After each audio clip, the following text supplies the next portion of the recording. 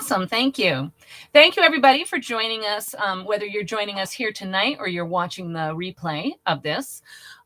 We really appreciate your time. Tonight's presentation is to invite our community to provide input and feedback on the recovery plan and the potential uses of our federal recovery funds, specifically related to the American Rescue Plan Elementary and Secondary Emergency Relief Funds, or otherwise known as ARP ESSER III. I'm Angie Ledoux. I am the Windsor Southeast Supervisory Union Director of Curriculum and the Federal Grants Manager.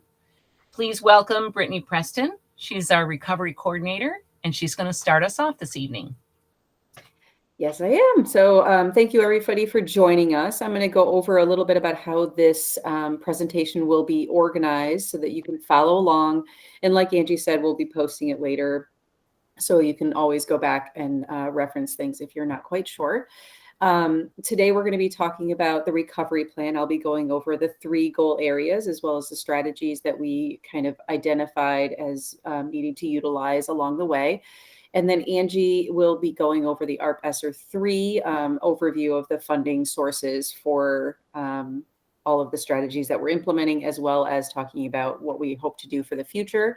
And then we'll end with hopes and dreams regarding, your hopes and dreams about what you hope to see moving forward in our schools.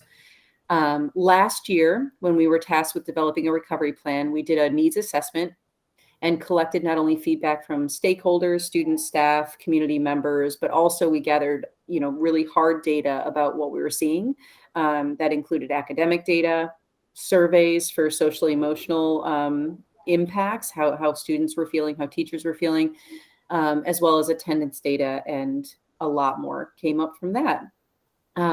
What I'm going to do is I want to make sure my screen is big enough for everybody to see. So I am going to turn off my camera to make sure my internet's working really well. And I'm going to make my screen a little bit bigger so that we can get started.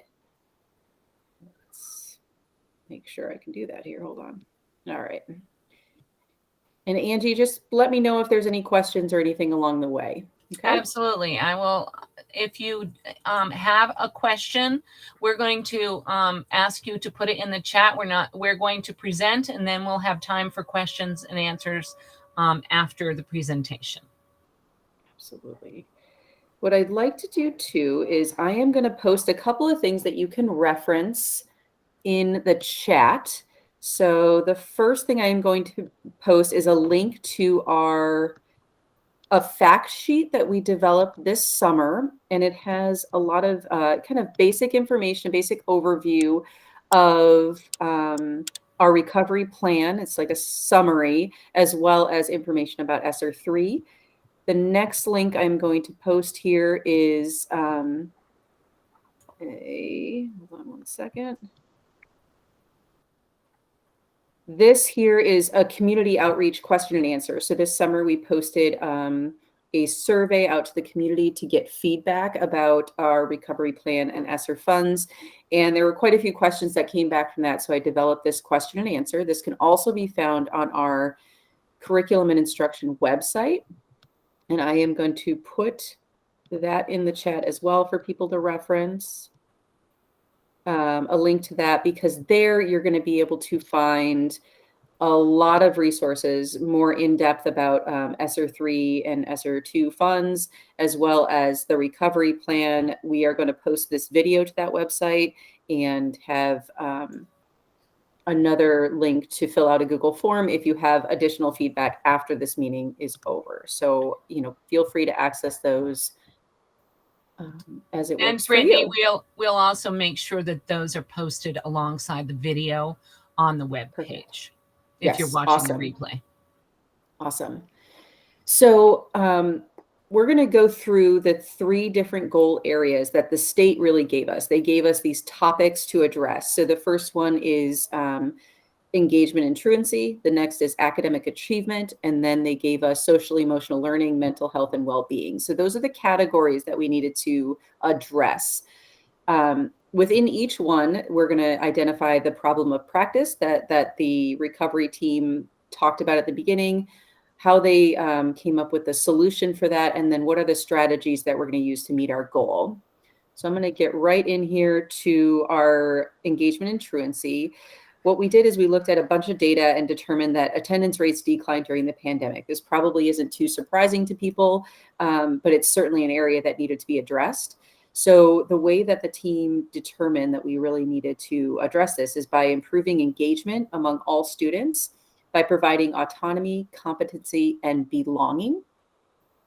There are four strategies that we decided we were going to use to address this area: reducing class sizes, utilizing the Leader in Me framework, providing additional mental health supports, and then providing training and collaboration time for our teachers. And we are going to go into each one of these categories so you can really see what the thinking is around that and how we're implementing those. So when it comes to reducing class sizes, the goal was to build stronger relationships between staff and students. If we're able to do that, we're able to engage more students along the way.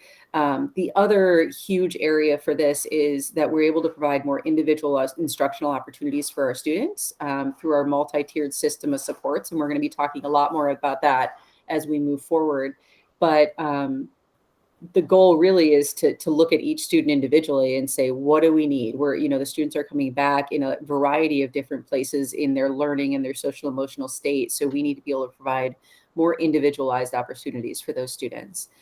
In order to reduce class sizes, we were able to use a variety of different funding sources in order to hire additional classroom teachers in order to keep some of our classrooms that were a little bit larger to a smaller, more manageable size. And we were able to hire interventionists. I do want to point out that we, unfortunately, we're not able to fill all of the positions. We still have several open interventionist positions available. So we're looking to fill those along the way. But interventionists are really key in providing that individualized support and additional support that students might need along the way as we identify them through our multi-tiered systems of supports.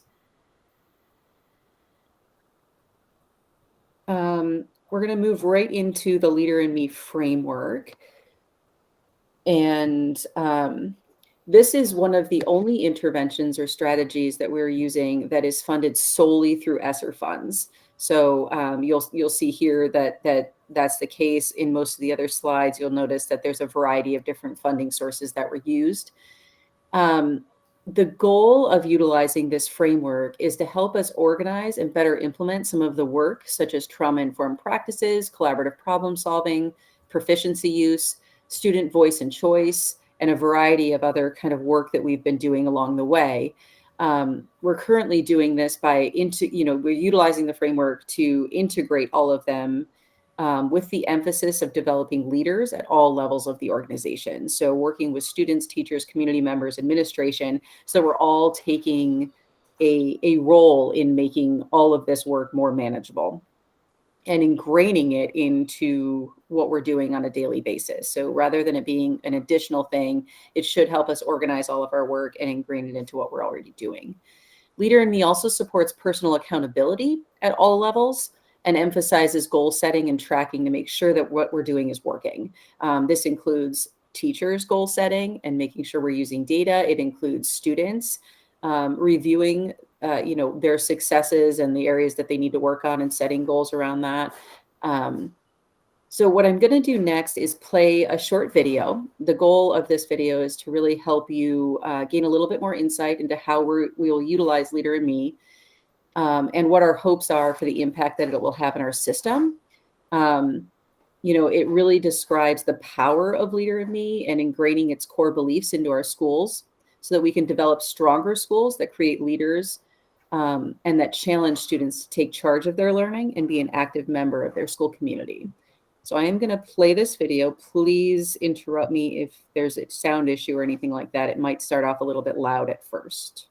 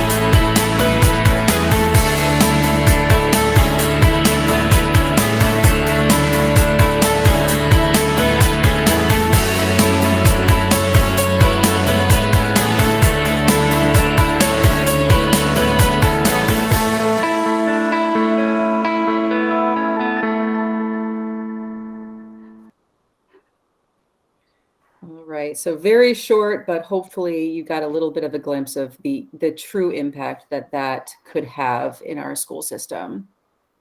Next, we're going to move on. We are going to talk a little bit more about Leader in Me in depth, as several of the strategies that we have will help support a variety of different goals. So it's kind of all intertwined. But so you'll hear a bit more information about Leader in Me along the way as well. But we're going to move on to mental health supports. We are going to address this a little bit later at another slide as well, but the basics is we know that there was a need for additional mental health supports. And in order to do that, we have a lot already, but we were able to add a few extra things, such as We Are Hope. Each school has additional We Are Hope hours this year. We were able to add school-based clinicians, and we were able to add behavioral analysts.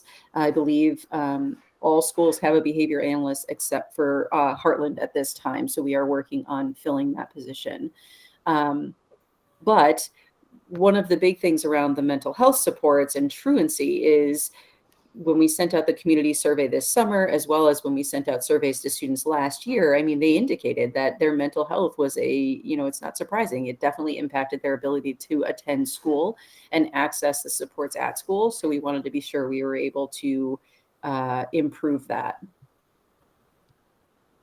All right, so moving forward into training collaboration, there were a lot of questions around this, so I want to be sure that we clarify. We know how important teacher training is, and we want to make sure that our teachers have the training they need to be able to support our learners, and that they have the time that they need to collaborate with each other to plan engaging lessons, differentiate instruction, support students using equitable and trauma-informed practices, and make data-informed educational decisions for each student. We are really focusing a lot of that through our collaborative practices time at the end of the day.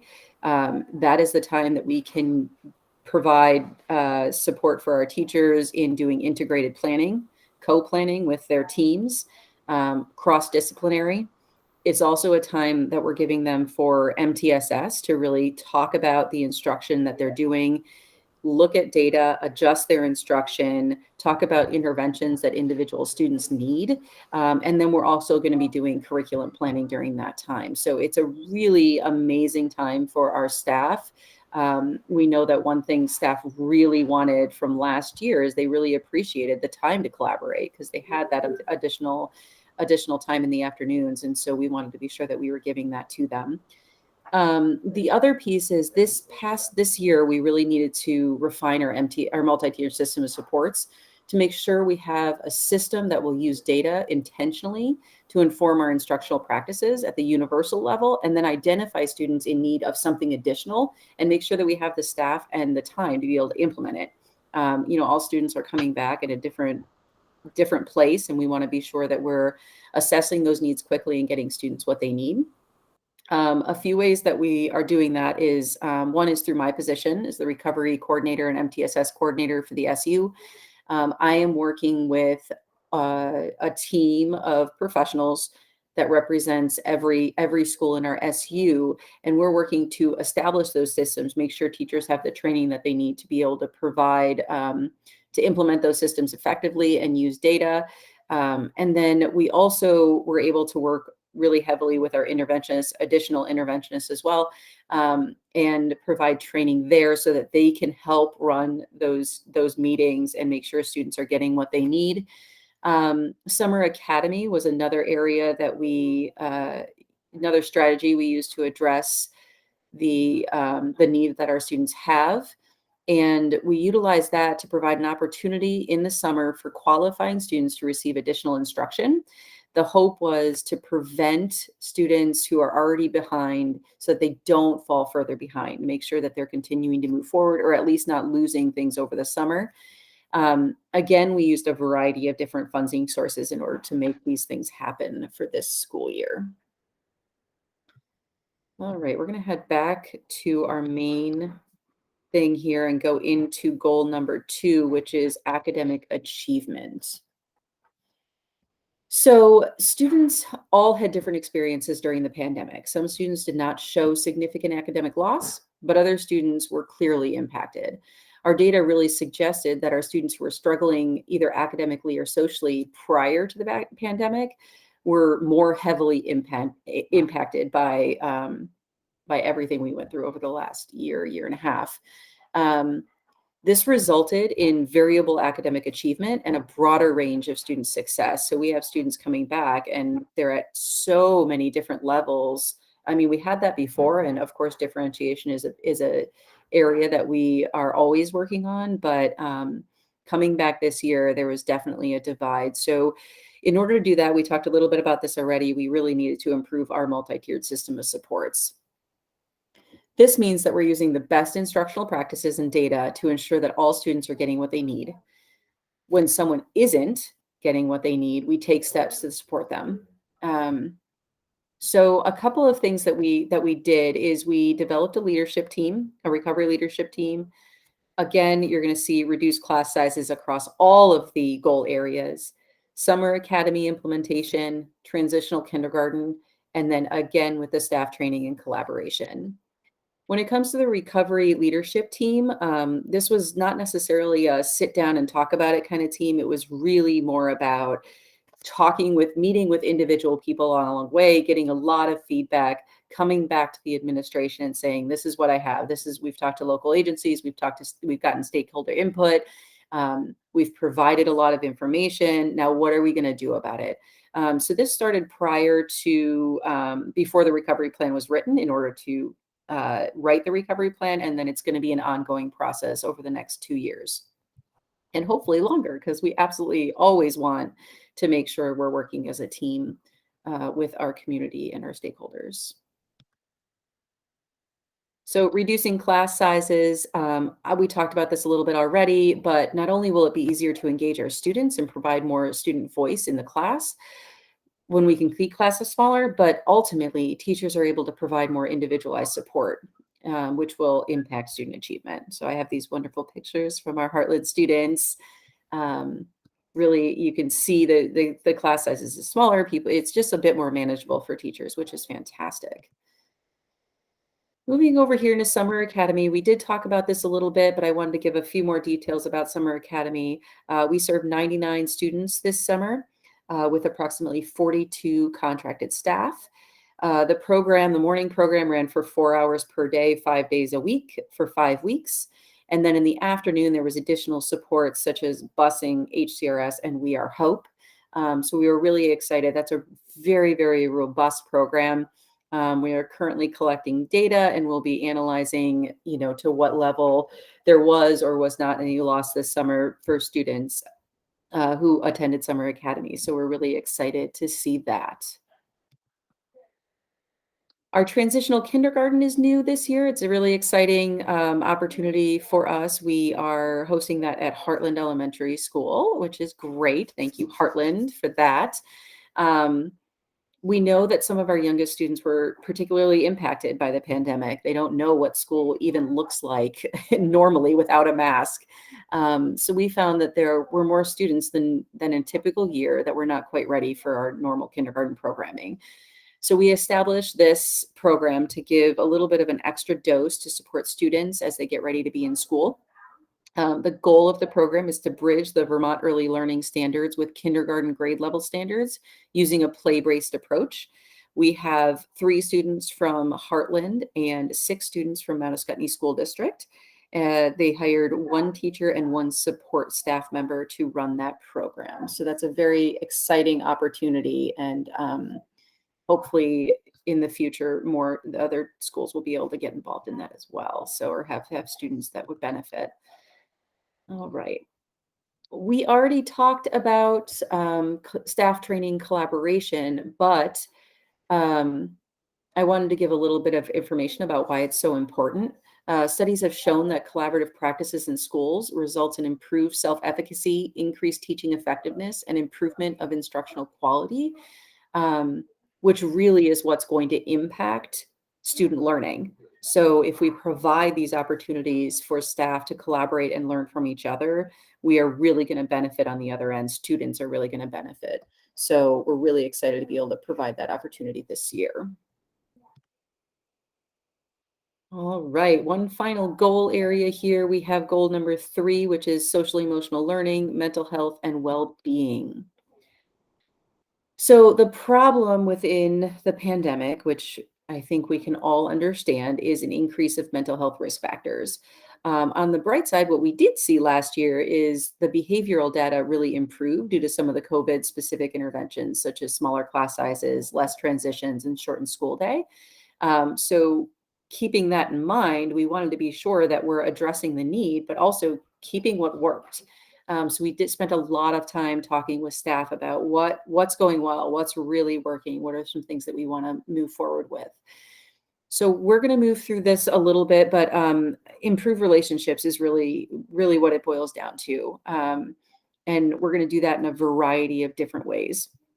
Leader in Me, I put just voice there, but really it's student voice and choice, it's SEL, it's we're going to go through that a little bit more, but it's a really exciting opportunity for us. We're going to reduce class sizes. Obviously, it's easy to see how reducing class sizes might result in a little bit less stress for students and the ability for teachers to get to know and build relationships with their students on a different level. And then we're going to go through mental health supports and data collection. And we addressed this a little bit earlier, but I want to really delve into what is each school actually doing with the emotional support that they have in their building. So first, we're going to go into this Leader in Me. The goal here is to create a supportive environment and a culture of voice and choice to empower students to lead their own learning using their interests. The other is to create a bridge between school and home where parents and community members can be involved. We are early in our implementation, so we're going to build our capacity in that area, but really Leader in Me is about doing this together. It's about building a community, not just in isolation. And then support students in setting goals and self-regulating their learning and helping them truly engage in the learning process. Leader in Me is also supports the social emotional well-being of students by helping them become better problem solvers, teaching them how to manage their emotions and support the development of a mindset where we are a community and success of one supports the success of all. So we're really excited for that. And I do encourage you to go on the Leader in Me website and learn more about that program and what they have to offer in the 7 habits. I'm sure you'll be hearing more about it from your principals and the teachers as we move forward. Reducing class sizes, we already talked about this a little bit, but it's not surprising that smaller class sizes is going to help teachers build closer relationships with their students and their families. As we move into this mental health, whoops, sorry about that. Mental health supports. What I did is I broke this down by school. I wanted to give you more information about what the schools have. So this includes new staff as well as supports that were previously in place prior to the pandemic. The Mount Scottney School District, I have the S and the D reversed there. Sorry about that. They have 3 school counselors, 2 staff members from We Are Hope, which are 5 days a week, full days, 1.5 BCBAs, which is our behavior analysts. We have 2 social emotional interventionists over there, 1.5 HCRS clinicians, and 1 SEI assistant, as well as 1 school psychologist.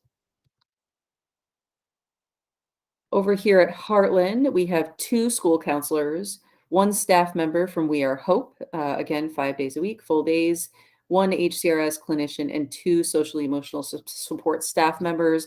And as I said earlier, they are working on hiring that additional BCBA. Weathersfield School has 1 school counselor, zero 0.5 BCBAs, 1 staff member from We Are Hope, and 0.6 of an HCRS clinician. SU-wide, we have 1 social worker that works across the SU. They are primarily housed at HCS, but they do work in other buildings. And then the other important tool that we are putting in place for this school year is Panorama. This is a mental health screening tool, and it's used to help us in assessing the needs of our students to fine-tune our social emotional learning instruction and provide more individualized intervention for students based on the results of the assessment. Hopefully it'll identify some of those risk factors that we were talking about and identify students that might need a little bit of extra support or intervention.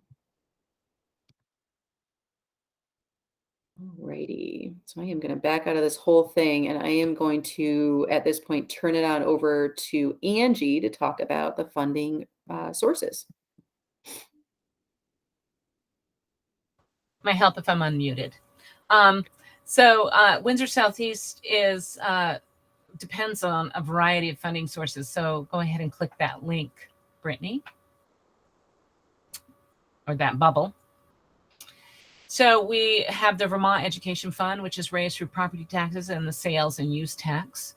We rely on federal grants. For example, the consolidated federal grants are like Title I, and other programs such as the school meals program, IDEA B, which is our federal special ed grant money.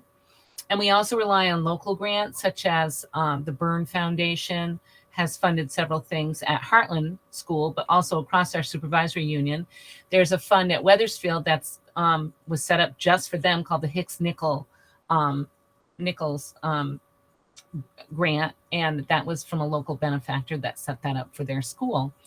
Federal relief funds that you've been hearing about since last spring, ESSER I, if you go ahead and click that link, that bubble, thinking.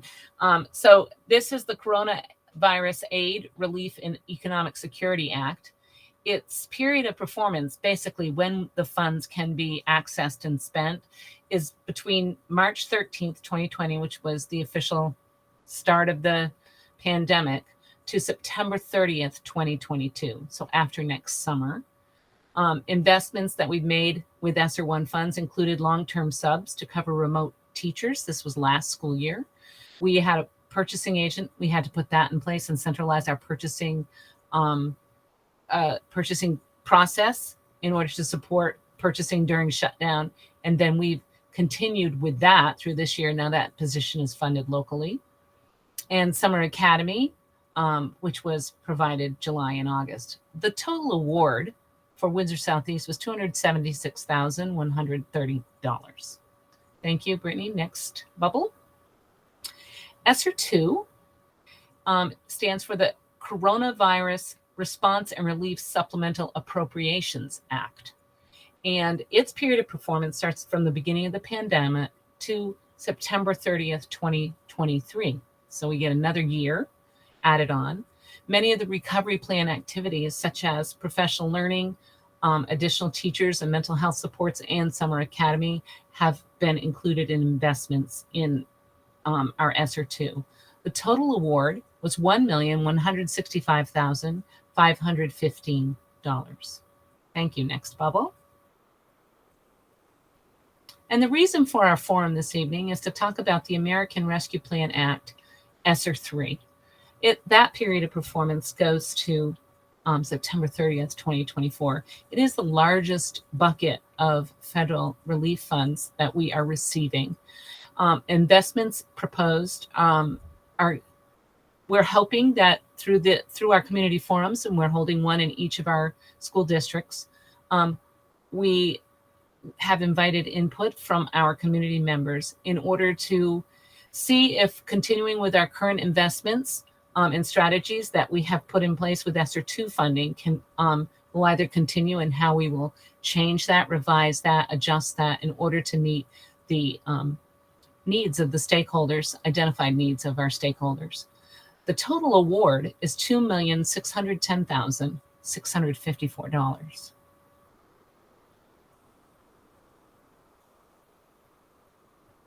If you want to learn more about the ESSER funding, if you go to the wsesu.net site and you go to the curriculum page, there is a web page called All Things ESSER, and that walks you through the different 3 different programs that have been provided to us. Meaningful consultation is what we're engaging in tonight, and what we've been engaging our community in since last June. We would like to open up our floor now for you to tell us, what do you think is working well in our plan? or is just working in our plan. We have 3 things. We're going to talk about what works, what isn't working, and what we think we need to be doing more of. So I invite you to raise your hand, and I will call on you if you have a question, a comment, or a concern. Beth Roy, I see your hand raised. Thank you. What does a behavior analyst do? A behavior analyst looks at behavior, looks at a child in their environment, and if a child shows a pattern of behavior that is happening in a certain place and time in a certain class, then the behavioral analyst can come and observe that child in that setting to see what might be triggering that child, what might be causing that child to have those unexpected behaviors, what might be challenging them, what's the stress in the situation, so that we can put in interventions to help that child be successful. Does that help? Yeah. And you said Heartland doesn't have one right now. That's somebody we're looking to hire? Right. Yeah, Heartland had one last year for a bit, and now we're searching for another one. But you know, in the other buildings, what I see, Erin Rockwood at Mount Escutney School District, she has been their BCA for quite some time. So she works really collaboratively with the other behavior specialists to really mold CPS, collaborative problem solving, and her training, her ABA training, which is really about looking at very specific data, and here's the data, here's the intervention, we're collecting more data, and then we're doing something different, and so kind of melding those practices. And so those are the types of people that we're really looking for to help support our students.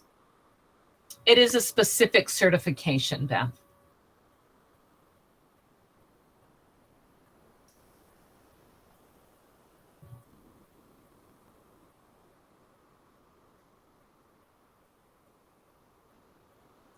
Are there any comments now on what you don't think is working in our plan, or doesn't really work, or seems inconsistent?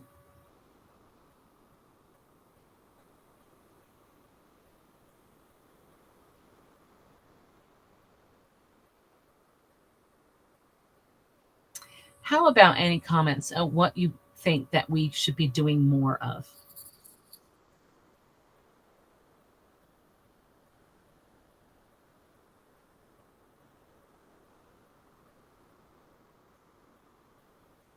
Beth, are you talking to us?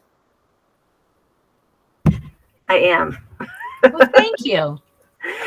So these funds end, you said it goes through September 23. ESSER II funds end in September 23, and ESSER III funds are end on 2024. So we have, when we were doing our initial planning, of course, this was before we had done all the community outreach that we had to do. We were looking at our plan for ESSER II. We were thinking about sustainability of our interventions across 3 school years. So we were looking at fiscal year 22, 23, and 24, and thinking about what could be some ways that we could use these monies to invest in our children, so that they do the best they can as we end this 3-year recovery period that the federal government has labeled as such.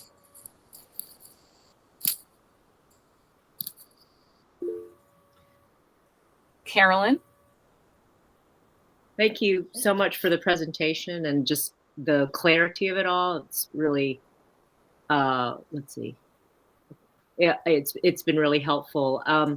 And I apologize because I'm sort of multitasking, which is what I shouldn't be doing. So I'm probably, you probably covered this, but just to confirm, the gist of what I'm hearing is that there's been a lot of real thoughtfulness on how to really create a safety net and take care of the kids that might have been negatively impacted by the remote learning and the sort of all the impact of the pandemic for our kids. But I'm curious as to whether the funding or the sort of kind of vision for the school moving forward is also includes in how to enhance learning for students who might be, kind of on the other end of the spectrum. I don't know if that's something that is appropriate to talk about in this forum, but I'm just curious as to uh, whether there's a kind of a vision for kind of both ends of the learning spectrum, or the kind of the student experience moving forward. Yes, absolutely. Our strategic plan calls for an increase in student voice and choice. When you improve the system for all learners, struggling learners, and learners that aren't having any problem, and you allow them to have voice and choice over their learning, we all benefit from that. Leader in Me is one of our opportunities that we think is helping elevate our whole system. When we put this in place, we were thinking about struggling learners, but that certainly wasn't our focus. Our focus was, how do we up-level our entire program so that we all benefit, and our children, most of all, benefit from what we are doing. Thank you. Brittany?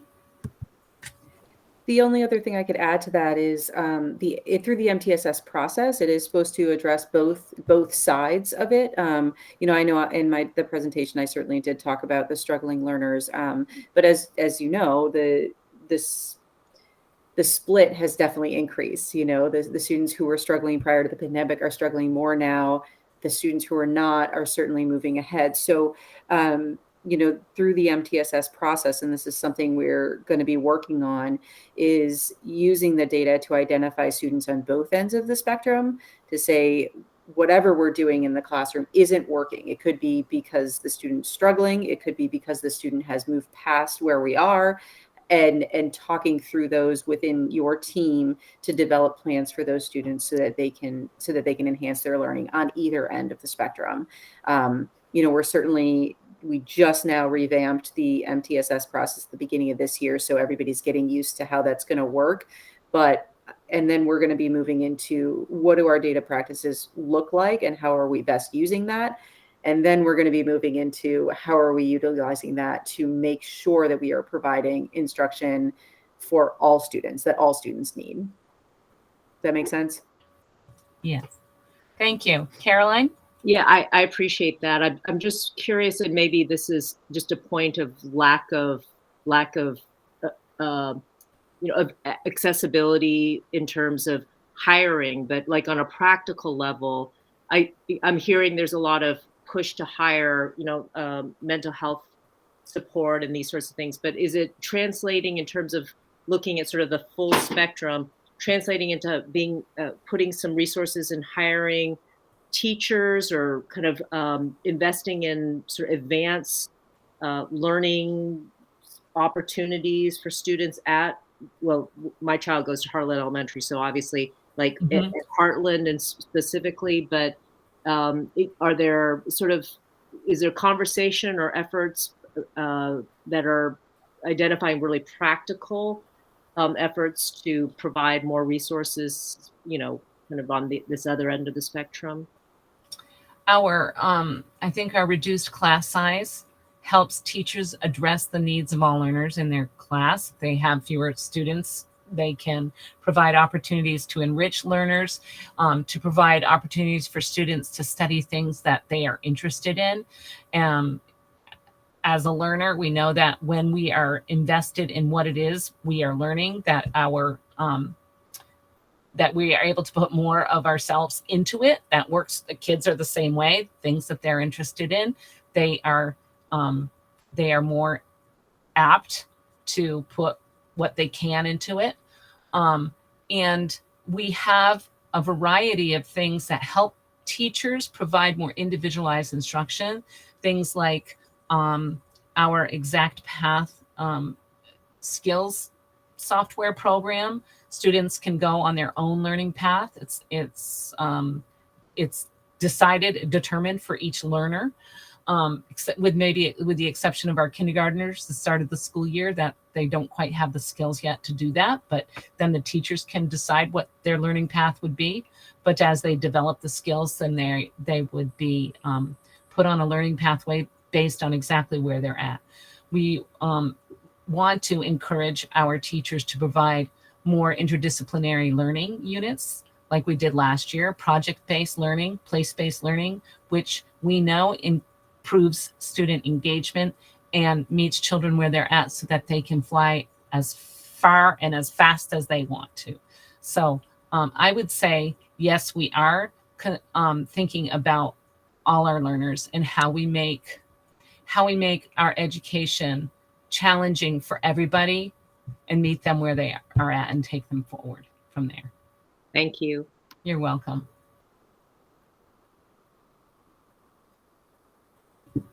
Well, I'm not hearing any more questions or comments.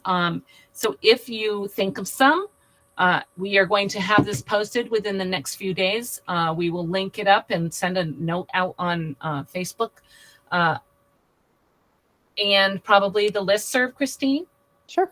To make this accessible and make the community aware that this meeting happened, this forum happened, and that we welcome your feedback.